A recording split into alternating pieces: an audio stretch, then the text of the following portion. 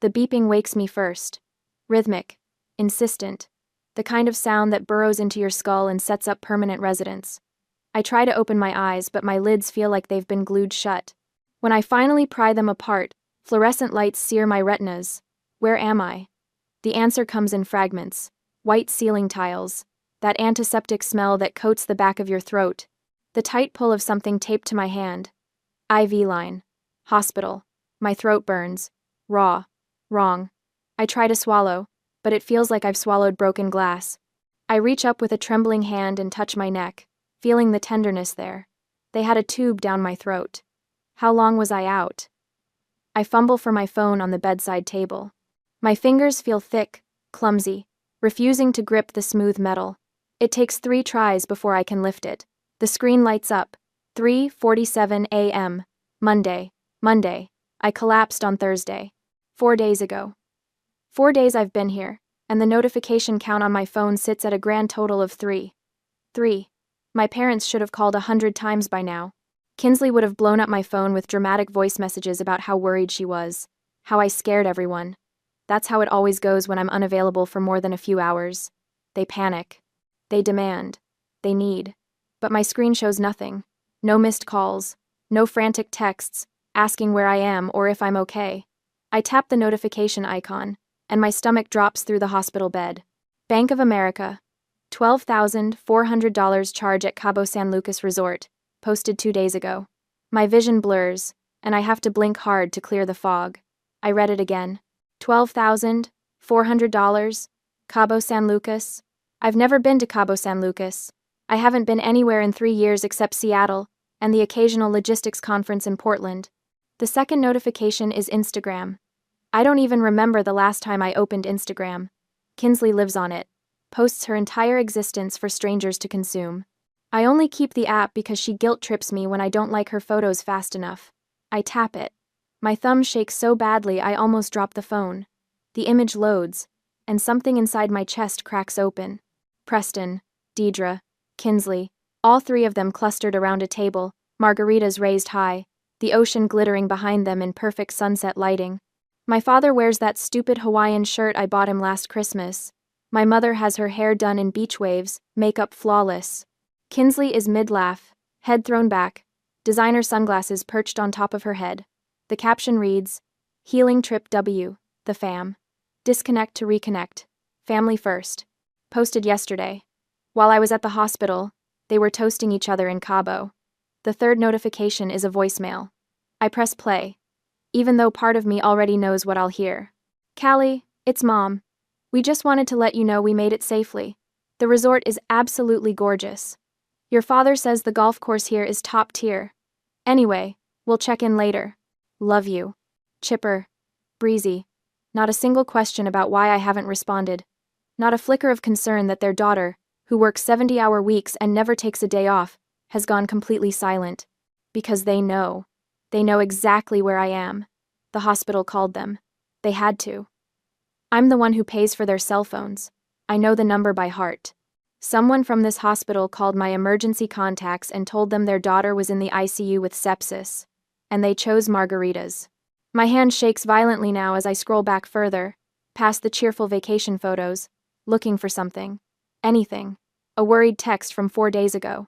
A missed call, time-stamped right after my collapse. Nothing. But there is something from 5 days ago. Before I collapsed. Kinsley. Need $500 as soon as possible.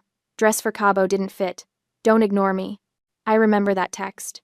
I was at my desk, files stacked in towers around me, trying to reconcile a shipment discrepancy that would cost the company 6 figures if I didn't fix it. The pain in my abdomen had been building for hours. Sharp, insistent. I kept telling myself it was just stress, just another reminder that I needed to eat something other than vending machine crackers. Kinsley's text came through, and I did what I always do. Pulled up my banking app, hovered my thumb over the transfer button. The pain spiked then, white hot, blinding. I remember falling. The cold tile of the office floor against my cheek. My phone still clutched in my hand. Kinsley's text still open on the screen. I remember thinking, even as the edges of my vision went dark, that I needed to send the money first. Kinsley needed that dress. It was important to her. I couldn't let her down. I collapsed, trying to fund their vacation while my organs were shutting down. The door to my room opens and I expect a nurse. Instead, I see Aunt Lenore. She's the only one who came. Preston's older sister, the one who has been estranged from the family for 15 years, ever since she refused to co-sign a loan for one of his investment schemes. She looks exactly like I remember. Steel gray hair cut sharp at her shoulders, eyes that miss nothing. "You're awake." She crosses to my bedside, sets down a leather portfolio I recognize from her forensic auditing days. "Good, we have a lot to talk about." "How did you know I was here?" My voice is a wreck, gravel grinding against stone. "The hospital called me. You listed me as your primary emergency contact 2 years ago." She pulls up a chair, sits down like she's settling in for a long conversation. "Smart move, sweetheart." I answered on the first ring. "And my parents?" Lenore's expression doesn't change, but something flickers in her eyes. Rage, maybe, or disgust. "They answered too." The words hit me like a physical blow. "They answered?" Preston told the hospital the vacation package was non-refundable. Said he had a networking golf tournament the next morning that he couldn't miss. "Your mother said you were probably being dramatic." Lenore leans forward. "They chose Cabo over you, Callie, consciously, deliberately." I should cry. I should feel something break. But instead, I just feel cold. A nurse appears in the doorway. Young. Kind-faced. "Miss Howard, do you want us to try calling your parents again?" "We can." "No." The word rasps out harder than I intended. The nurse blinks. I look at the Instagram photo one more time. My father's satisfied smile. My mother's perfect hair. Kinsley's carefree laugh. Then I hand my phone to Lenore. My grip is weak, but my intent isn't. "Block them," I whisper. "Block all of them." Lenore takes the phone, studies my face for a long moment, then she nods. "About damn time." The morphine fog lifts by noon, and with it comes clarity I'm not sure I want. Lenore has transformed my hospital room into something that looks like a crime scene investigation. Her leather portfolio lies open on the rolling table, papers fanned out in neat stacks. She's brought her laptop, the same ancient ThinkPad she used when she worked fraud cases for the state. "How long have you been tracking them?" I ask. 8 months. She doesn't look up from the screen. "Started the day Preston called me drunk, bragging about his high-yield investment strategy. Said he was bringing in 12% returns quarterly." She glances at me. "You know what legitimate investments are returning right now? Maybe 4% annually if you're lucky." "Bingo." She taps a key, and the printer on the windowsill starts humming. So I got curious. Started pulling public records. Your credit report. Property filings. My chest tightens. "You can't access my credit report." "You're right. I can't." She slides a paper across to me. "But you can. You signed this authorization 2 years ago when you made me your emergency contact. You were smart even then, sweetheart. Some part of you knew." I take the document, my signature, my handwriting. The memory flashes back at the exact moment I signed it. I nod and ask, "What did you find?" Lenore pulls out a folder. Red, the color she always used for active fraud cases. "Your family doesn't have a CFO, Callie. They have you. Unpaid, unappreciated, and completely bled dry." She opens it. Preston hasn't held a legitimate job in 6 years. He calls himself a high-risk investment consultant, but what he actually runs is a small-scale Ponzi scheme. Takes money from new investors, uses your income to pay returns to old ones. The beeping of my heart monitor picks up pace. It gets worse. She pulls out another sheet. "This is a HELOC, home equity line of credit. Taken against your house 3 months ago. $60,000. The number doesn't make sense. I didn't take out a HELOC." "No, you didn't." Lenore's jaw tightens. "But someone did. Someone who forged your signature and had it notarized by someone who should lose their license." I stare at the document. The signature looks like mine, close enough that a bank wouldn't question it. But I know I didn't sign this. I would never leverage my house. It's the only thing I own outright, the only safe place I have. "I can't prove this in court yet," Lenore says. "Not without more evidence. But I can prove it to you." She turns the laptop toward me, pulls up a video file. The thumbnail shows my kitchen. "Ring camera?" I ask. From your doorbell, the one that also covers your kitchen if the door's open. She hits play. The footage is from 7 weeks ago. I was at a conference in Portland that weekend. I remember because Kinsley complained I'd miss her birthday brunch. On screen, Preston sits at my kitchen table. Papers spread out in front of him. The HELOC documents.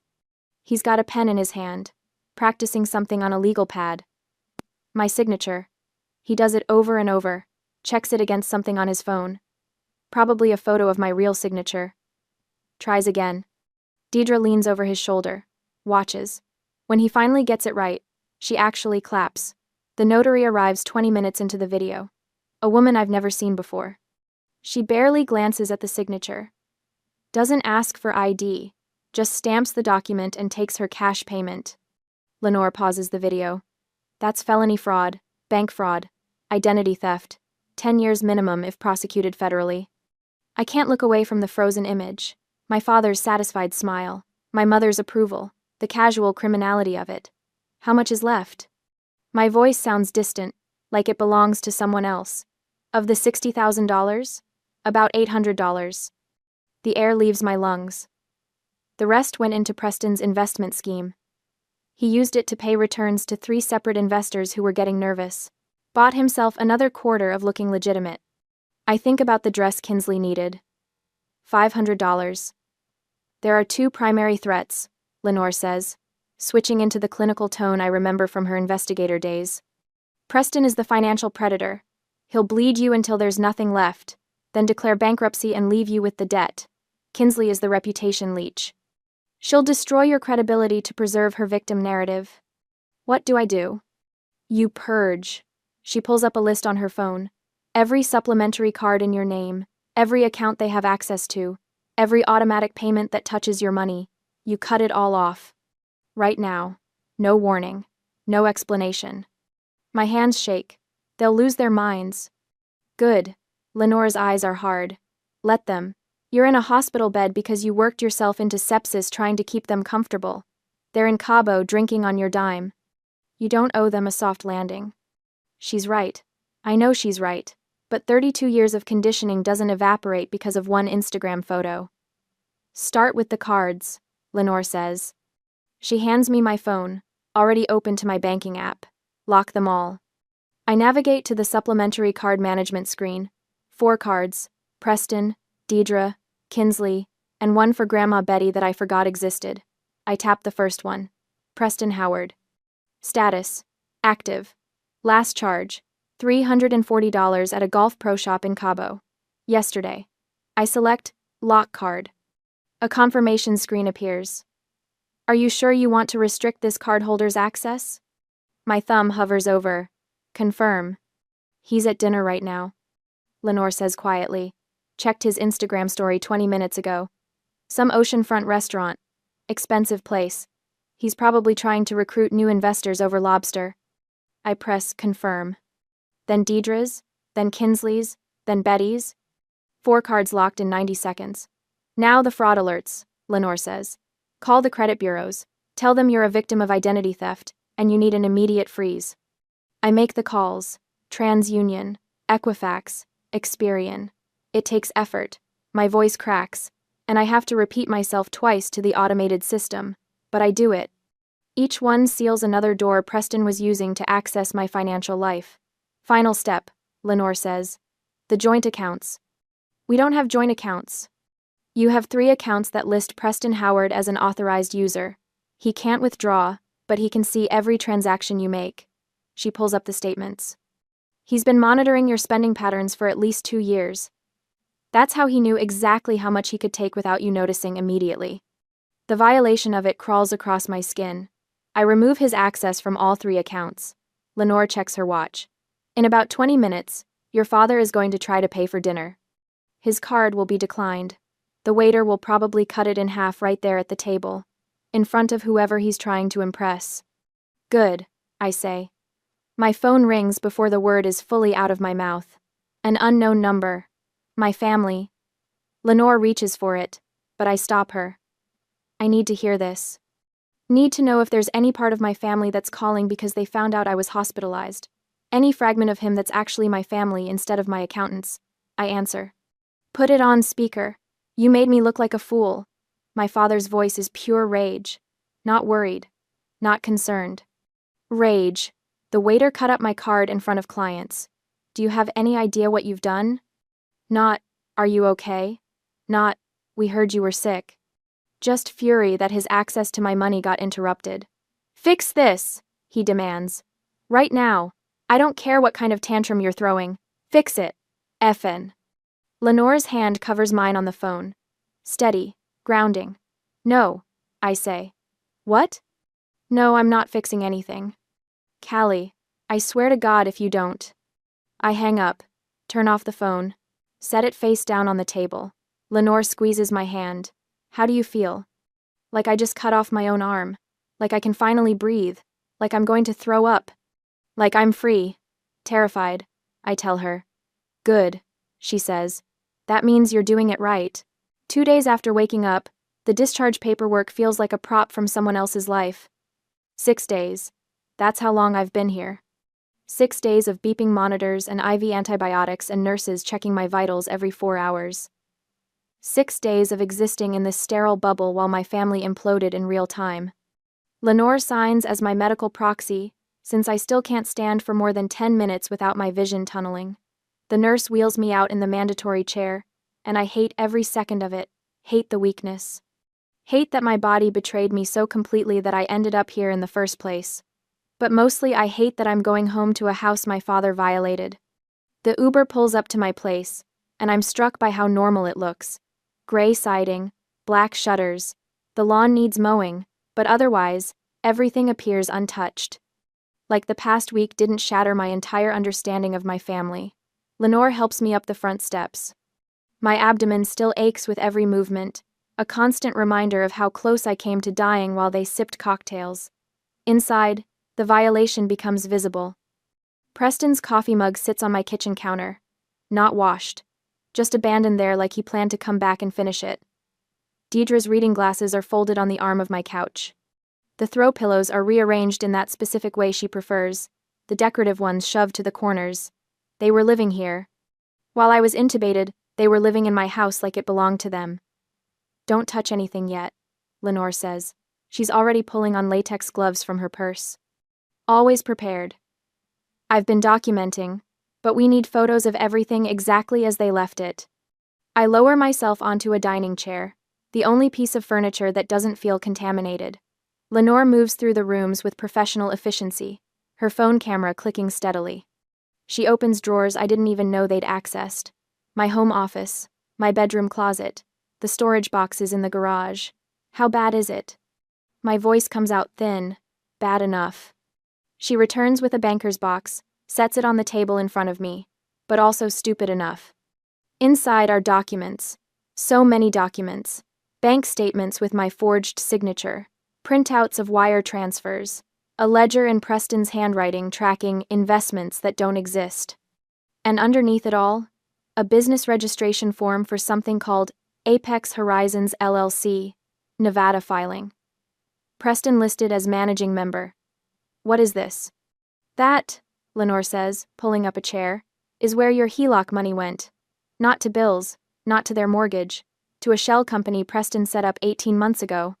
My hands shake as I flip through the pages. $60,000, siphoned in increments small enough that I wouldn't notice on statements I barely checked. The money didn't disappear into generic family emergencies. It went into an account Preston controlled completely. He's been running this scheme for 8 years minimum. Lenore spreads out a timeline she's constructed, color-coded, cross-referenced. Small investors, mostly people from his golf club. He promises 12% returns, pays out the first few dividends to build trust, then uses new investor money to pay old investors. A Ponzi scheme. A Ponzi scheme. She taps the Nevada filing. This is the infrastructure. He thought Nevada's privacy laws would protect him. He thought you'd never look. I stare at the evidence, at the proof of my father's systematic fraud, laid out in neat columns. Part of me wants to feel shocked, but mostly I just feel cold. My phone buzzes. Grandma Betty. Again. She's called 4 times since yesterday. Left 3 voicemails that Lenore previewed for me, each one more aggressive than the last. The messages all follow the same script. I'm selfish. I'm cruel. I'm destroying the family over a misunderstanding. The felony fraud doesn't rate a mention. The phone buzzes again. I reach for it, but Lenore's hand covers mine. You don't have to answer. She'll just keep calling. Let her. But the buzzing continues. Insistent. Demanding. The same ringtone I assigned her years ago because she complained when I didn't answer fast enough. I pull my hand free and accept the call. Put it on speaker because I'm too tired to hold the phone. Finally. Grandma Betty's voice fills my kitchen, sharp and certain. Do you have any idea what you've put your parents through? They had to fly home in economy class, Callie. Economy. Your mother's back has been out for 3 days. I was intubated, Grandma. And that's very unfortunate, sweetheart, but you're fine now. Preston says you've frozen all the accounts over some billing confusion. You need to fix this immediately. Billing confusion? That's what he's calling it. He forged my signature on a $60,000 loan. Oh, don't be dramatic. You have so much, and they have so little. It is your duty to share. Family takes care of family. There it is. The foundational belief that's governed every interaction we've ever had. Family takes care of family, which in practice means Callie funds everyone else's choices without complaint. Preston says you're destroying the family over a misunderstanding. Betty's voice softens, turns coaxing. You've always been such a good girl, Callie. So responsible. Don't let pride ruin what we have. Lenore reaches for the phone, her expression fierce. Ready to fight this battle for me. I stop her. This is mine. I take the phone off speaker, lift it to my ear. My hands still shake, but my voice comes out steady. Grandma, love isn't a line of credit. I'm done paying for my own abuse. Then I hang up. Silence fills the kitchen. Lenore stares at me like she's seeing someone new. My phone immediately starts buzzing again, Betty's name flashing on the screen. I decline the call. Block the number. The sudden quiet feels massive. That was the matriarch, Lenore says slowly. You just hung up on the matriarch. I know. She'll escalate. I know. Lenore's expression shifts into something I've never seen directed at me before. Respect, maybe. Or recognition. She pushes the banker's box toward me. Then you're going to need to see all of it. The other investors. The payment records. The complaints people have already filed with the state. I pull the documents closer. Force my exhausted brain to process what I'm seeing. 5 other investors besides me. All older men from Preston's golf network. All promised impossible returns. All paid back with money from the next person in line. This is prosecutable, I say. Extremely. Federal charges.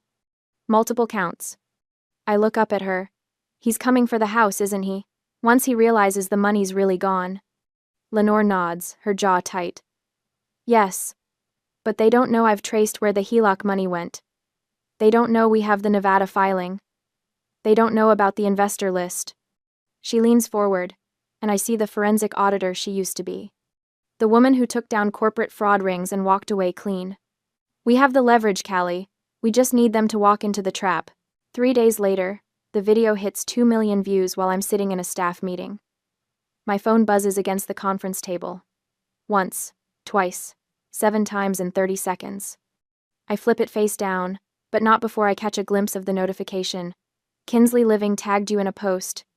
Later, in the bathroom, I watch it. Kinsley's face fills the screen, mascara streaked artfully down her cheeks. Real tears this time, I think. Or maybe she's just gotten better at the glycerin trick. My sister left us stranded. She sobs into the camera. We had nothing, no way home. She cut us off while we were in another country because she couldn't stand seeing us happy for once in our lives. The comments scroll faster than I can read them. Narcissist. Hope karma gets you. Your poor parents. By the end of the day, 3 coworkers have asked if I'm okay. By the end of the week, my boss pulls me aside to discuss personal matters affecting workplace perception. Professional damage. Mounting. Exactly what Kinsley intended. 2 weeks after the video goes viral, Preston's lawyer sends the demand letter. Lenore brings it to my apartment on a Tuesday evening. I'm heating up soup I won't eat, trying not to think about the fact that my LinkedIn inbox is full of messages from people who've seen Kinsley's performance. Tenants' rights. Lenore reads aloud, her voice flat. He's claiming a verbal lifetime lease based on, quote, Decade of continuous residency and property management, unquote. I set down my spoon. He what?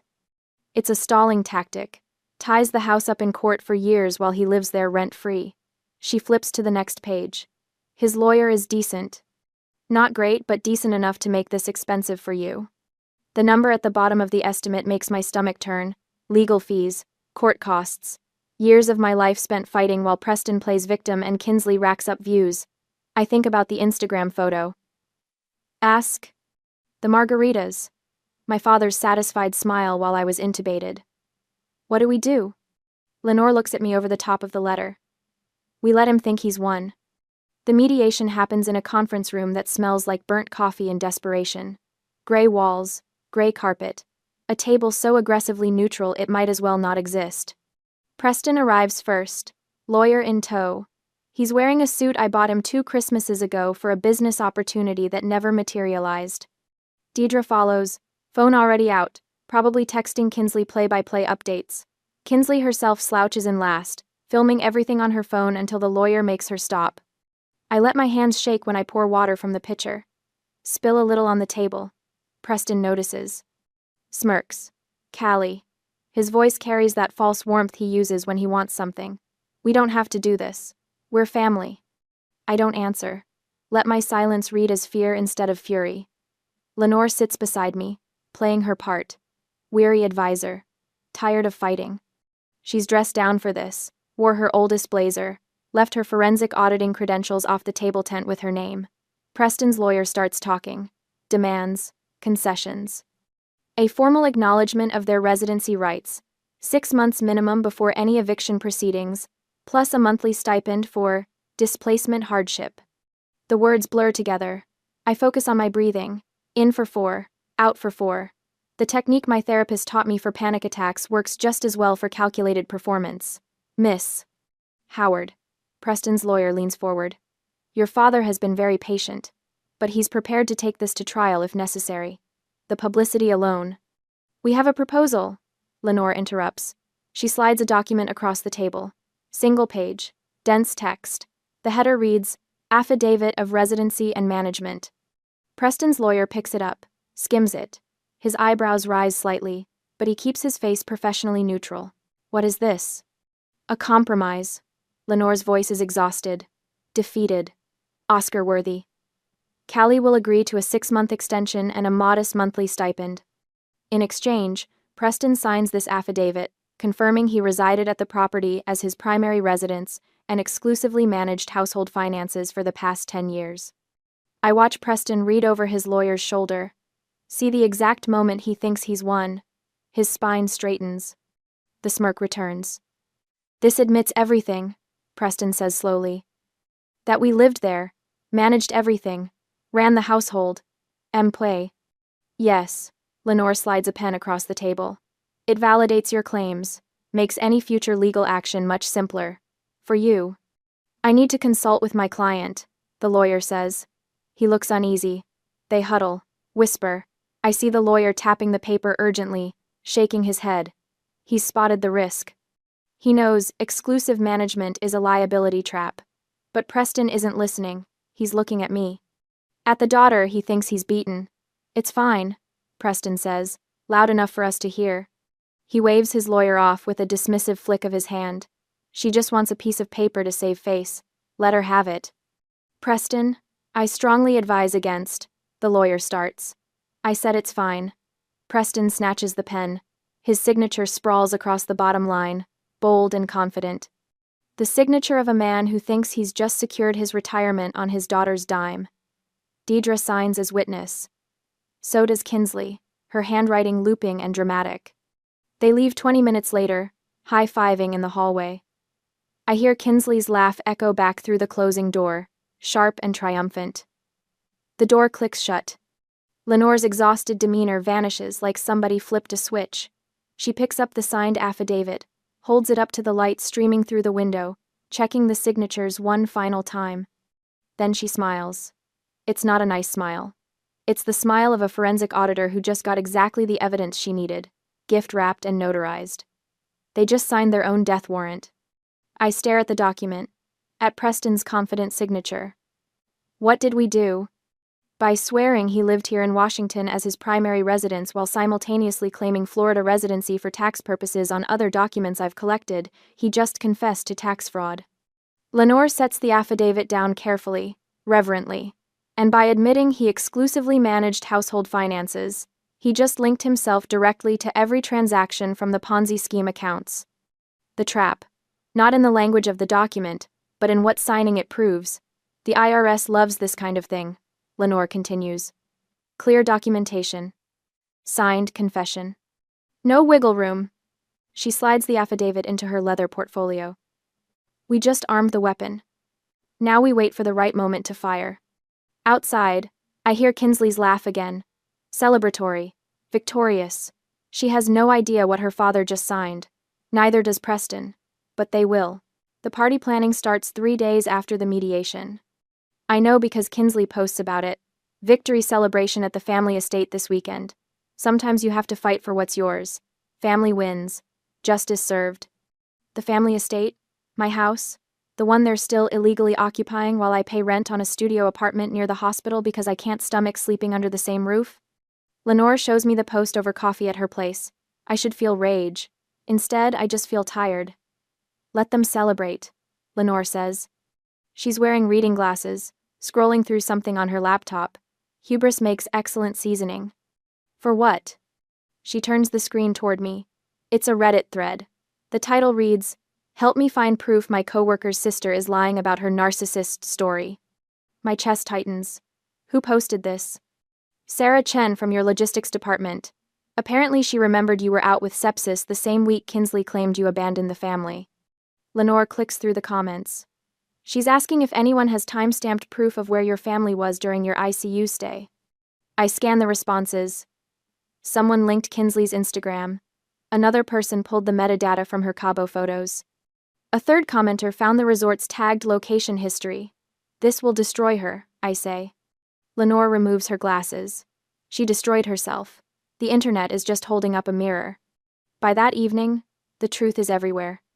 Someone obtained visitor logs from the hospital through a HIPAA request, proving 0 family visits during my 6-day stay. The timestamps on Kinsley's vacation photos line up perfectly with my intubation. The comments on her TikTok shift like a tide going out. You lied about everything. Your sister almost died and you were doing shots?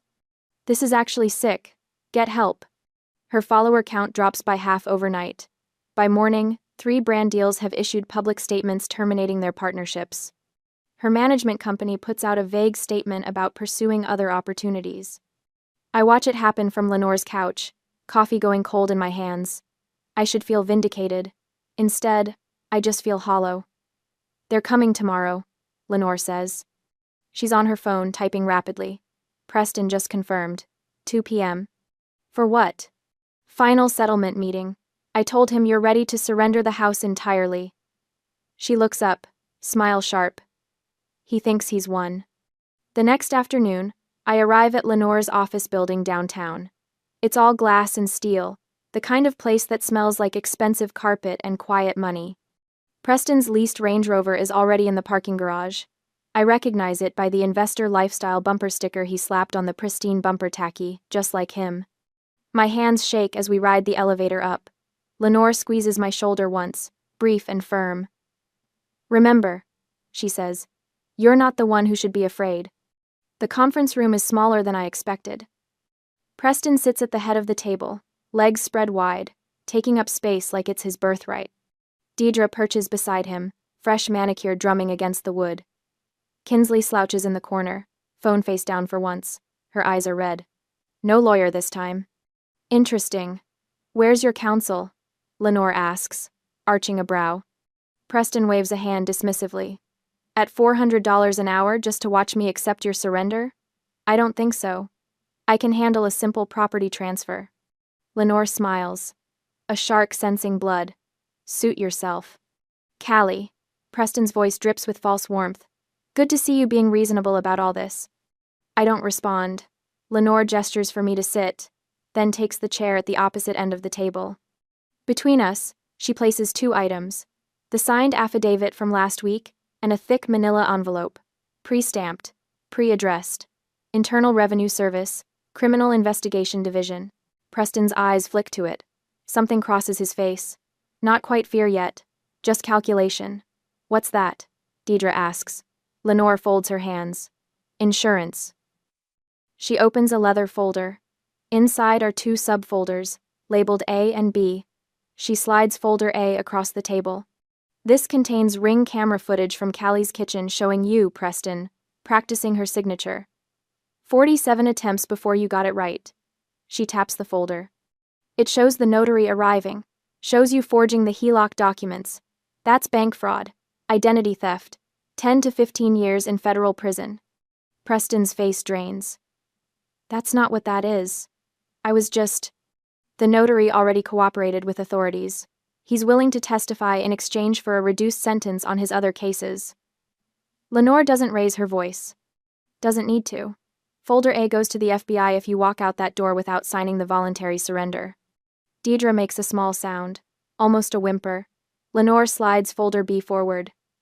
This one's even better. Remember that affidavit you signed last week? The one where you swore under oath that you lived in Washington as your primary residence, while exclusively managing all household finances? Preston's hands curl into fists. That's interesting, because your Florida driver's license says you're a resident of Orlando. So does your tax return from last year. And the year before. And every year since 2016. She opens the folder, revealing page after page of documentation. You claimed Florida residency to avoid Washington's capital gains tax. But you just signed a legal document admitting you lived here. That's called tax fraud, Preston. I'll recant. His voice comes out strangled. I'll say I was confused. Then I mail both folders to federal investigators and you get charged with perjury on top of everything else. Lenore leans back. But wait, there's more. She pulls out another set of papers.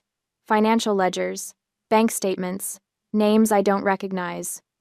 By admitting you managed Callie's household finances, you legally tied yourself to every account that received funds from her income, including the Nevada Shell Company, including the investment scheme accounts. She spreads them across the table like a poker hand. We have 12 investors ready to file complaints. We have wire transfer records. We have your signature on documents promising returns you knew you couldn't deliver. Those were legitimate investments, Preston says, but his voice cracks. Then you won't mind explaining them to a grand jury. Silence fills the room like water rising. Deidre is crying quietly. Kinsley stares at the table, motionless. Preston looks at me finally. Really looks at me. Callie, sweetheart, this is your aunt twisting everything. You know me. You know I'd never deliberately hurt you. We're family. His voice shifts, takes on that wheedling tone I've heard 1,000 times. We made mistakes. People make mistakes. But we raised you. We loved you. Doesn't that count for something? Once, that tone would have shattered me, would have pulled me right back into the cycle. Now I just wait for Lenore to finish. She taps the pre-stamped envelope. Here's how this works. You sign the voluntary property surrender right now. You vacate within 24 hours. I file a simple eviction on record. No criminal charges. You walk away with your freedom. Or, Preston asks, or you refuse, and this envelope goes in the mail the second you leave. FBI, IRS, every investor complaint filed simultaneously. You'll be in federal custody within a week. The fluorescent lights hum. Someone's phone buzzes. Kinsley, probably. Another brand deal falling through. Preston's hand trembles as he reaches for the pen. Just a small loan, he says, voice breaking. To help us move. Start over. $5,000. You have so much, Callie. Just $5,000. Every cell in my body recognizes this moment. The final test. The last chance for old patterns to reassert control. Old Callie would have checked her bank balance before he finished the sentence. I stand. Look him directly in the eye. No. One word. Clean. Final. His face crumples. Not with sadness. With rage. With disbelief that his asset is refusing to perform. He signs. 18 hours later, I stand in my house while Lenore changes the locks. The place is empty except for the furniture I bought. They took their clothes, Preston's files, Kinsley's ring light setup. Nothing else. The silence is extraordinary. My phone buzzes. Grandma Betty's name lights up the screen. I let it go to voicemail. already knowing what it'll say.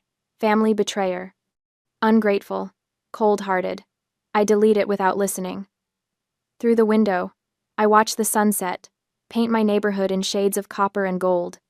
My abdomen still aches sometimes, phantom pain from the sepsis, but my chest feels light, free. The house sells 3 months after the eviction. I watch the closing documents slide across the table at the title company, my signature steady where Preston's once trembled. After paying off the fraudulent HELOC, there's no profit, just zero. A clean slate where contamination used to be. I take the last check and walk out into rain. My new apartment overlooks Puget Sound from the 3rd floor of a 1,970 building in Ballard. 800 square feet, 1 bedroom, a balcony barely wide enough for 2 folding chairs. It costs half what the house did, and when I wake up here, my chest doesn't feel like someone parked a truck on it. No ghosts, no debts, just mine. 6 months after the eviction, I meet the first grant recipient in a coffee shop near Pike Place Market. Her name is Rebecca, 28.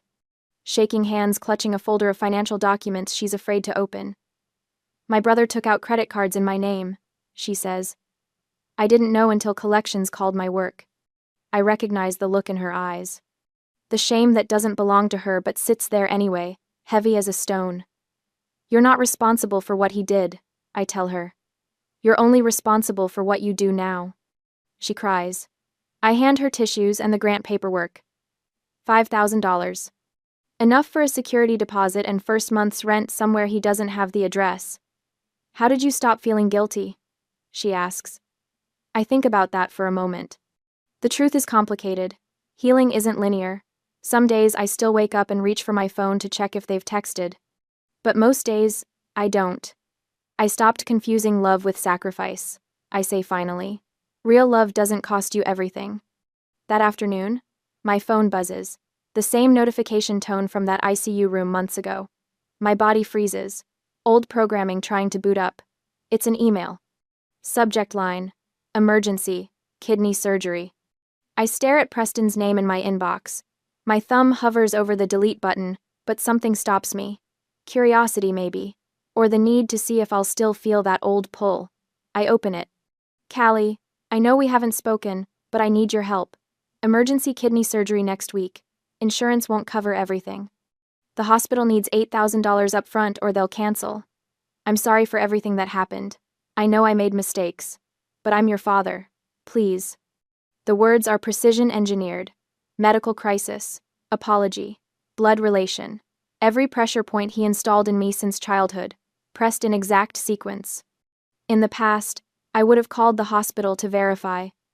I would have at least Googled it, or I might have felt guilty for not caring. Now, I just forward it to Lenore, without reading the rest. Her response comes back in 4 minutes. Outpatient procedure. Kidney stone removal. Insurance covers 100%. He posted about his minor procedure on Facebook yesterday with laughing emojis. I delete the email. No hesitation, no second thoughts, no knot in my stomach. I walk to my balcony with a cup of tea.